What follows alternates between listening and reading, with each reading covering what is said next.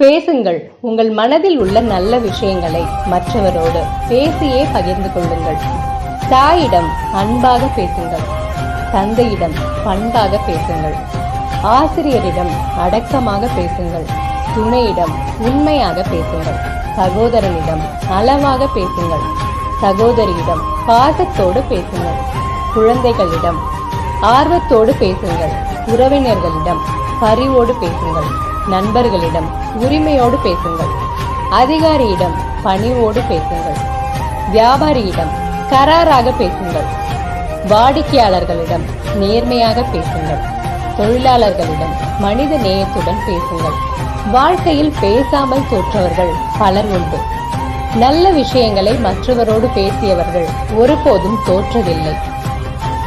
உங்கள் மனதில் உள்ள நல்ல விஷயங்களை குறைந்தது 4 பேருடனாவது பேசுங்கள்.